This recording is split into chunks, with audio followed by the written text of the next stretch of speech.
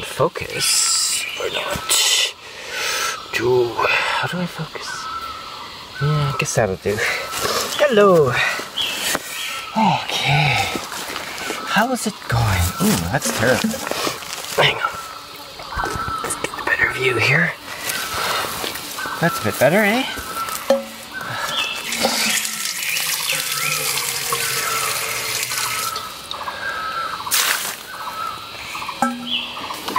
It is April 18th, 2020.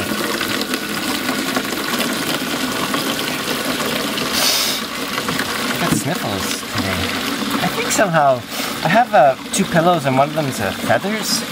And I think maybe the feathers making me get stuffy. I think.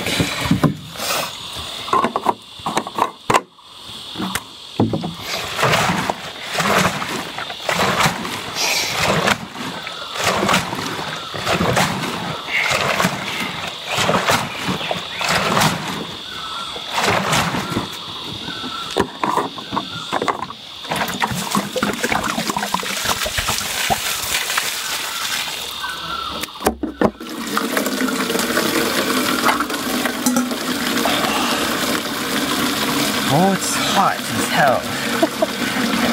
Well, it's been hot for a while now. Soon, we had a big rainstorm, when was that? A few days ago. Maybe Wednesday night. First rainstorm in months, like maybe since November. So that's something. Anyway, when the rain first starts falling here, just like in the kitchen area especially, it just leaks everywhere. Just the way it is. So what happens is I've patched it up as well as I can, but just because of the joins, there's not much I can do really. But what happens is, over time, the number of leaks reduces. And my friend Su Chang says, "Oh, that's a very Thai perspective. I just let it wait and let the roof fix itself." Which does kind of happen, you know. And then later, when the rains come more regularly, I think the holes just get plugged up with dirt and stuff. And basically the roof fixes itself. Until there's a huge storm, then it'll leak. But, you know, it's okay. The kitchen doesn't matter too much. Just gotta cover things I don't want to get wet.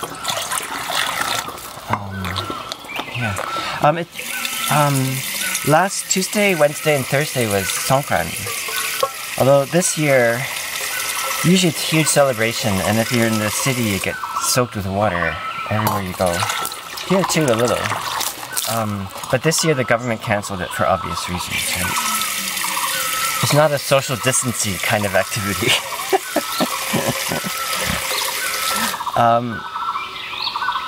So Sawati Bimai.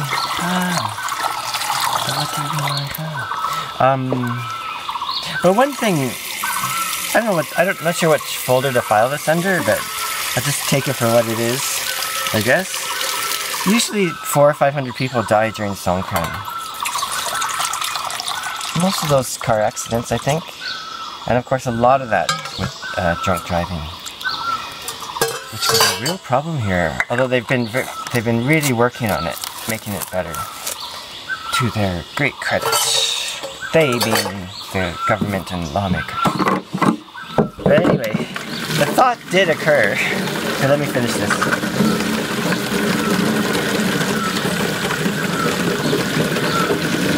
Because it makes noise, you know?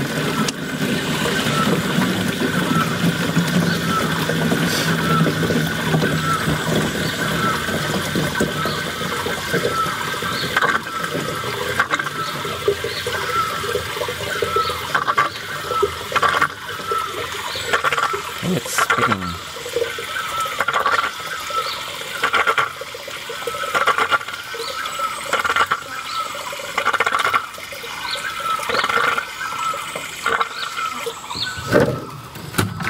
Yeah. So the thought did occur to me, and probably not just me, that so far anyway, 50 people have died in Thailand from the virus. I'm not sure what the stats for Songkran are in terms of traffic deaths, but probably a lot less than normal, I would think, since can't even buy alcohol right now. I'm not sure if you can really correlate the two, but if 500 people were going to die on the roads this year, and say 50 people died, then the virus saved 400 people. Anyway, I don't want to spread that too much because the freaking flack you'll get on social media. Anyway, you probably can't really correlate it, but it sort of feels like you can. I don't know. Anyway, that's just here. It's not everywhere.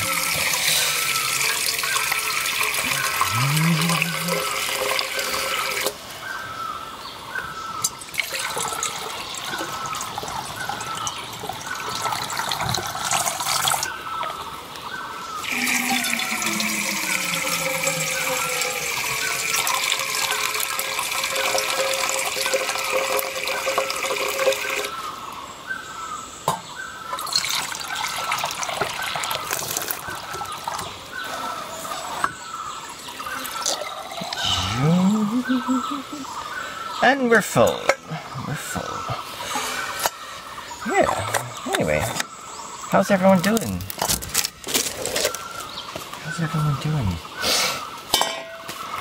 Got time for a drink.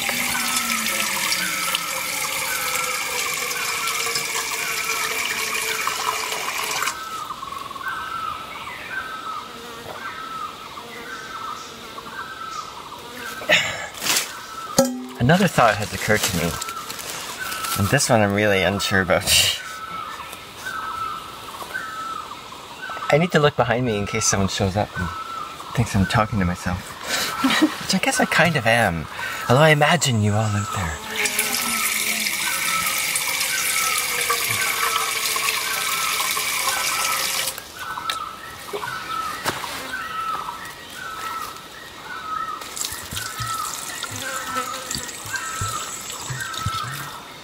Okay, here's the thought. Let's see if I can stumble through this one.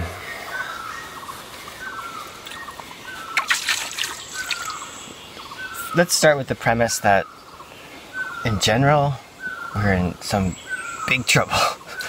I'm not talking about the virus. I'm talking about before the virus even showed up.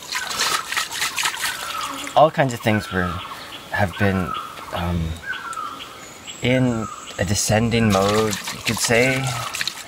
I could say, just to avoid the word collapse. I don't know why I would avoid the word, but I don't know.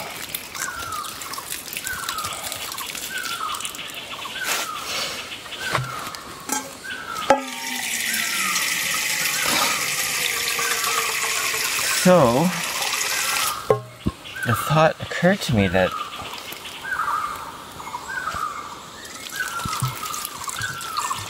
oh, I should tell you about this canteen. I know you really want to hear what I want to say, but yeah, you probably don't. See this canteen? I took this on my long ride every year. It's a replica of a Civil War, American Civil War canteen, in a replica of a Confederate Army issue canteen. And it's fantastic. But a fellow gave it to me when I was preparing for my ride. I guess I was doing some videos and sending out, trying to raise money and stuff. And this fellow said, oh, I'd love to donate some things to your ride. And so a fellow from the States. And I wish I could remember his name. I just can't anymore. Damn. But yeah, so he gave me this canteen and a couple of sort of knife and fork things that fold up. And spoon. Yeah, so that's the canteen. So I've been using it. I use it all the time. It's great. Great. And also, great memory of the time of my ride.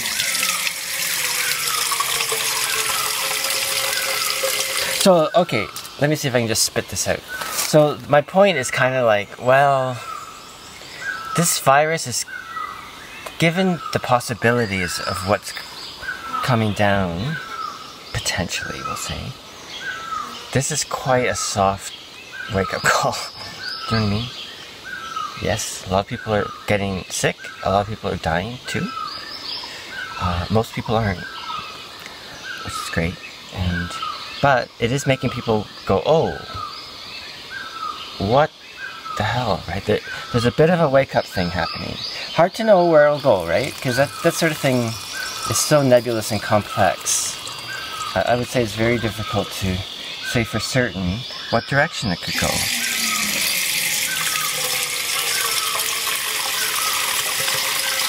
So some people might be going, oh, this is our wake-up call. Finally, we'll embrace the Green New Deal, the Green Industrial Revolution. And of course, that just makes me go, oh, God, we're so screwed.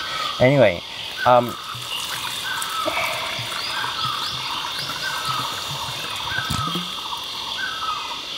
the wake-up call could be, we have to get back to normal. Which is, you know, there you go, try and give it a shot. Or it could be, oh, we need to really rethink the whole paradigm of our existence on the planet. How, well, I was talking with my friend Gung the other day, and she and her husband Piad came, and they own my house that I live in. My house, their house. And we're just talking about how the idea of a more sustainable existence could come from this, and that's where people should go. And a lot of Thai people, I think, think that way. And you know, I also have said to other people, oh, there's some beautiful flowers there. That one thing about Thailand is this sense of self-sustaining isn't really far back in terms of generational history. You know, a lot of people's parents are rice farmers, even if they themselves are computer programmers. You know what I mean? Just as an example. Probably good enough. See, what you can do is you can soak the outside. See, that's why I'm not worrying about it getting wet. You soak the outside and the sun hits it, and it helps to cool. Helps to cool. Yeah. So anyway, so in that context, the thought occurred to me that this actually is a pretty soft reminder. You know, pretty soft reminder. Because it could be way worse. You know, like a full-on climate shift would be way more disastrous. Potentially. We don't know. We cannot know. It's impossible to know for certain, you know?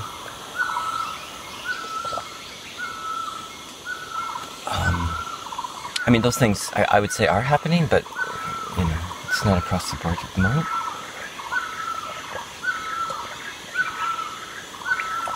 Anyway, just a thought.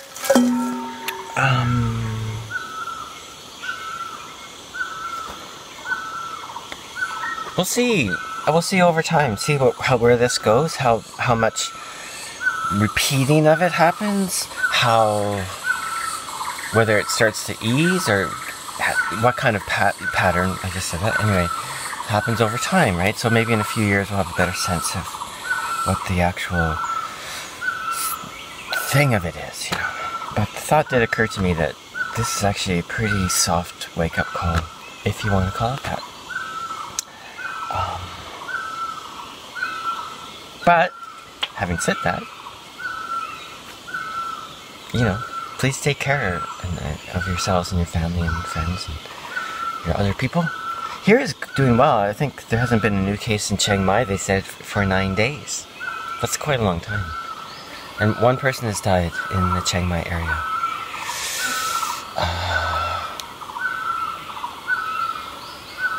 And they're actually starting to think about reopening things under certain strictures, you know?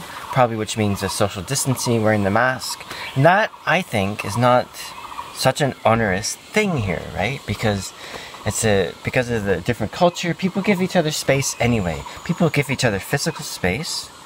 They give each other non-physical space, right? There's a lot of live and let live kind of stuff here. So it's really wonderful. And I think it's really done well for the people here. You know, Thailand's doing fairly well in all this, it seems. Not that I want to brag, but I guess I just did.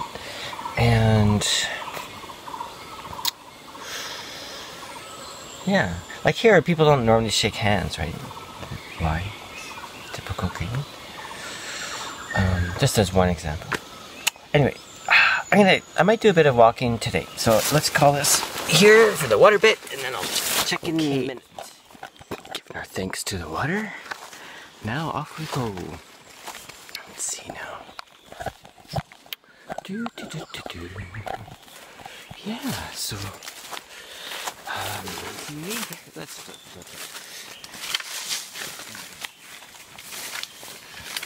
my ankle's a bit twingy today.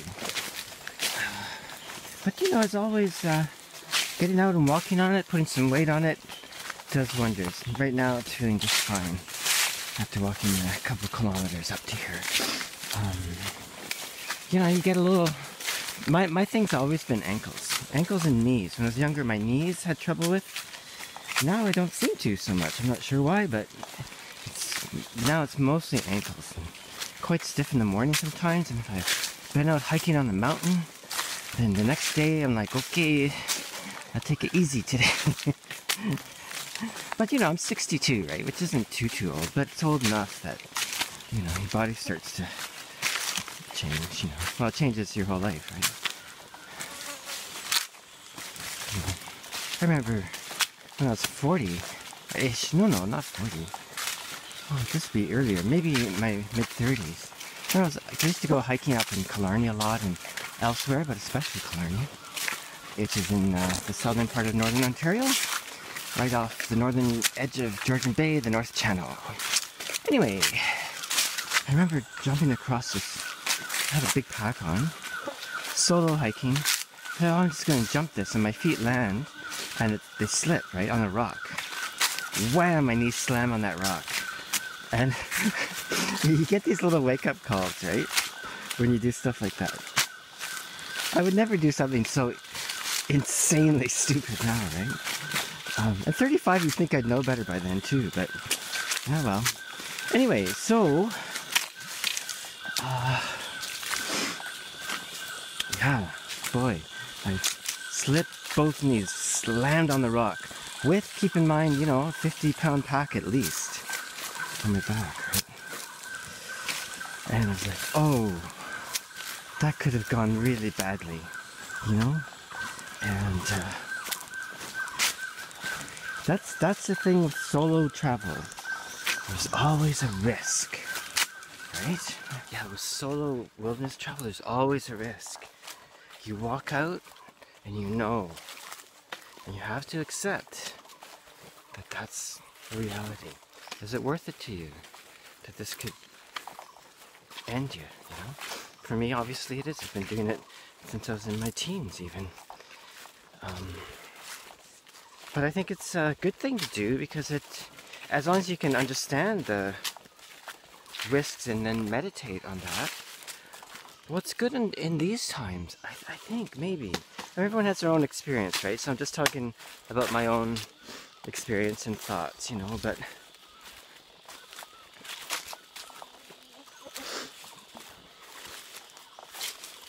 here, I go up in the mountain and I could stumble across a cobra. I mean, you know, I'm pretty, especially now, I'm pretty sensible, and mostly with animals and stuff, you leave them alone, they'll leave you alone, right?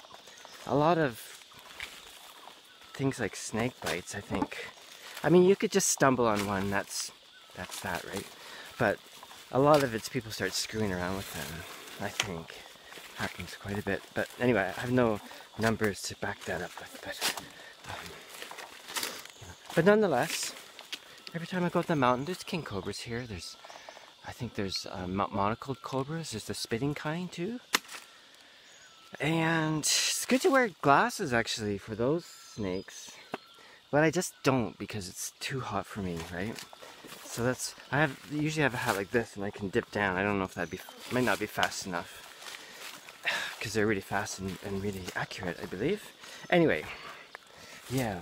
So, step out, and yeah.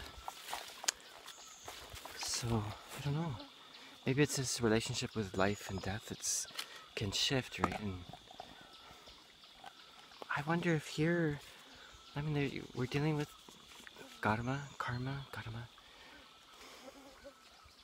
know what I mean? I don't want to pontificate on it because I'm no expert, right?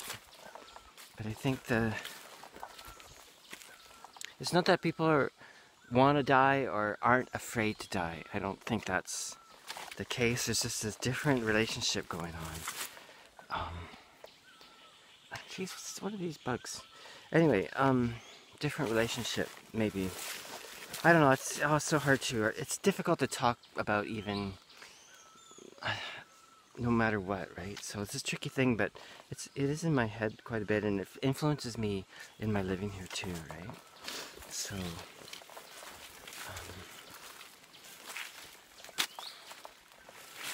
I don't know, I also want to say kendo has an effect in there too, but that's a bit more nebulous. I feel it does. Anyway, we'll just leave it at that.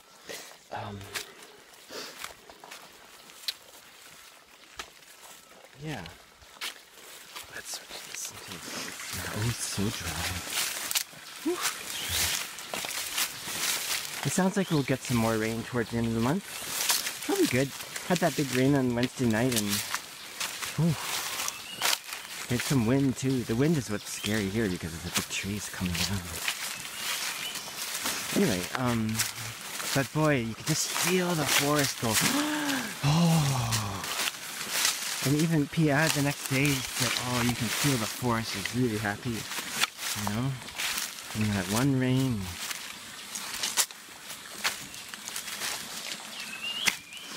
Yeah, I guess I have to think more on what I was saying about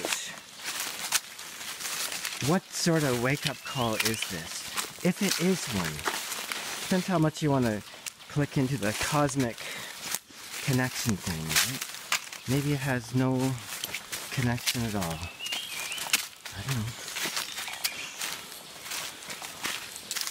But at the very least, we can take it, depending on how you want to look at it, we certainly could take it as, okay, this could be a great exercise in how can we live our lives differently.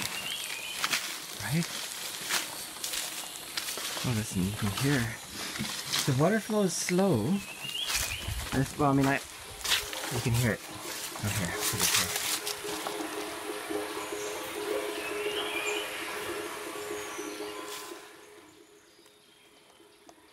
Oh, you know what would be really cool? I wonder, I don't have a contact mic. It'd be really cool to put a contact mic on this tank and then record, I don't know, 10-20 minutes of it, and then see how it sounds, put it on the computer, do a bit of EQing, seeing what kind of rhythm comes out, speed it up, slow it down, and see what kind of rhythms emerge. I mean, there already is a rhythm in it, right? You can hear that, but I did that once on a piece I was doing. What was this?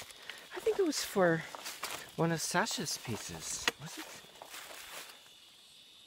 Could be. Mostly I worked with Sasha, so it probably for one of hers. Anyway, basically I was in New Brunswick, living on my friend's cabin. I was working with them, I guess that part-time, 4 hours a day, and in exchange they paid me some money, and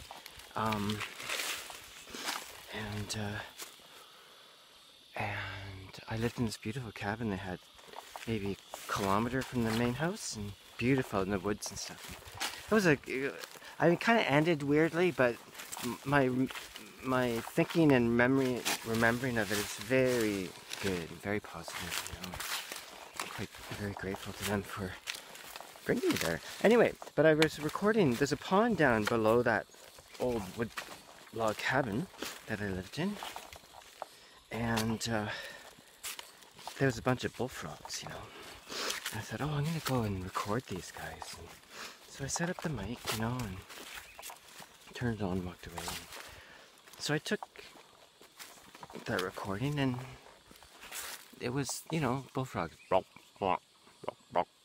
So from my listening, just as it in its own timing, it felt, I mean, I kind of know better, right? But essentially, I was hearing it as being somewhat random.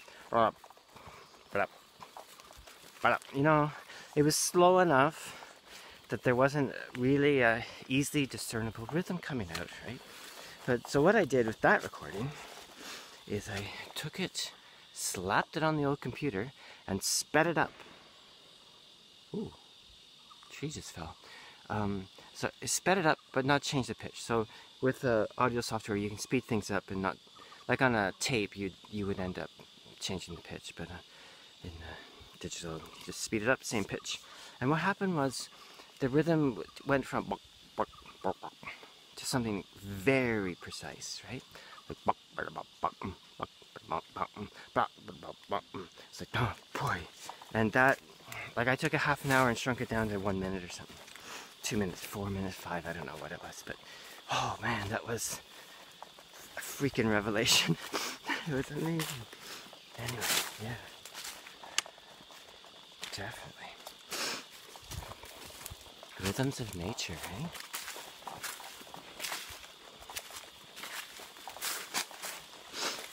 Yeah, so anyway, maybe, I don't know if I'll continue blabbing about this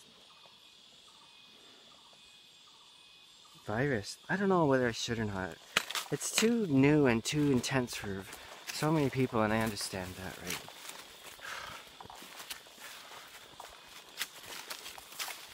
I don't know.